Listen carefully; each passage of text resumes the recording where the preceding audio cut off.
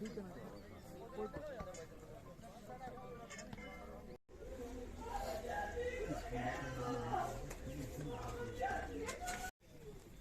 वारदात में जख्मियों में से एक और नौजवान जो प्रिंस शर्मा के नाम से हॉस्पिटल में था, उसका उपचार चल रहा था, उसने भी दम तोड़ दिया और उसकी भी शहादत हो गई। एमपी साहब, जिस तरह से यहाँ मांग की जा रही है कि डॉक्टरों की लापरवाही सामने आ रही है, अगर शुरू में ही उसे वहाँ से शिफ्ट किया था तो शायद आज वो बचा था। राजौरी में 3 दिन रखा गया, उसके बाद जम्मू भेजा गया। जम्मू भी उसका इलाज जो है वो सही तरह से नहीं हुआ। परिवार वालों का आरोप है, क्या कहेंगे? देखिए, कहीं ना कहीं कोई ना कोई कमजोरी तो रही ही होगी, लेकिन हॉस्पिटल में भी जो टीम लगी थी उसने अपने से तो भरपूर प्रयास किया ही होगा, लेकिन अगर समय रहते ही इस प्रिंस को भी शिफ्ट किया गया होता तो शायद आज इसकी मौत नहीं हुई होती, ये बच भी गया होता। लेकिन जो डॉक्टर इलाज कर रहे थे उन्हें ये विश्वास था कि हम इसको बचा लेंगे और हमने इसे बचा लिया है, ऑपरेशन को कामयाब कर लिया है।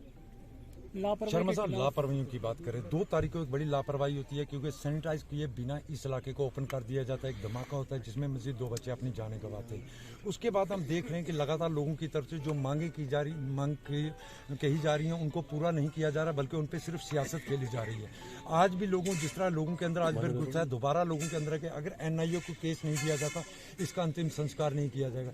शर्मा साहब, ये वक्त है सियासत का या लोगों को इंसाफ दिलाने का वक्त? इस समय हम सबको इकट्ठे होकर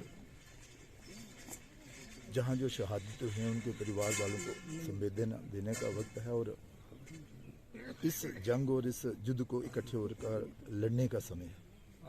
रही जो नाराजगी आपकी, आप कह रहे हैं कि भी लोगों में निराशा है, ये बिल्कुल सही है। लोगों में निराशा तो होगी ही, जिनके घर से एक व्यक्ति चला जाता है, यहाँ तो शीशे साथ साथ एक ही परिवार से लोग जो हैं उनकी शहादतें हुई है। लोगों में रोष है और स्वाभाविक भी है। एमपी साहब, LG साहब ने यहाँ आश्वासन दिया था कि इलाज में कोई कमी नहीं होगी, फिर उनके आश्वासन के बाद भी क्यों कमी हुई इलाज में? नहीं,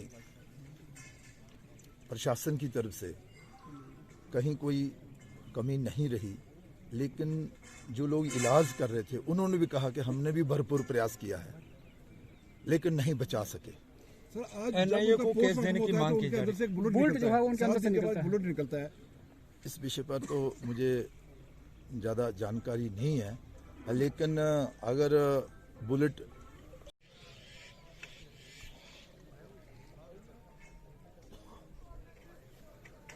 पे अटैक होता है और आज 8 तारीख तक यहाँ एम्बुलेंसों का आना जाना वही दौर बना हुआ है। ढांगरी के अंदर ये जो पहली तारीख को जो काल रात्रि आई है, उसमें उसके बाद जो उसका घटनाक्रम है 2 तारीख की सुबह से मैं बताना चाहूंगा। एजेंसीज का कंप्लीट फेलियर, चाहे वो पुलिस प्रशासन हो जो यहाँ पे सर्चिंग के लिए आया था, उनका कंप्लीट फेलियर। उसके बाद आज तक पिछले 7 दिनों में इसके ऊपर क्या कार्रवाई की गई, जब लोकल इनपुट्स आपको 90% उस केस को सॉल्व करने के लिए मिल रहे हैं, फिर भी आपके उसमें इतनी लापरवाही, ये कंप्लीट फेलियर है हमारी एजेंसीज का। उसके बाद आज जो प्रिंस जी की शहादत हुई है, हमने 7वां व्यक्ति यहाँ इस हादसे में खोया है। आज NIA की मांग, यहाँ डीएम सर बैठे हैं, उनके सामने रविंद्र रैना जी और युगल किशोर जी वहाँ बैठे हैं, उनके सामने NIA की मांग रखी गई है। और ये कंप्लीट जो ढांगरी के प्रोमिनेंट लोग हैं और सिविल सोसाइटी ने एक फैसला लिया है, जब तक ये केस NIA को नहीं सौंपा जाएगा तब तक प्रिंस जी की अंत्येष्टि यहाँ नहीं की जाएगी।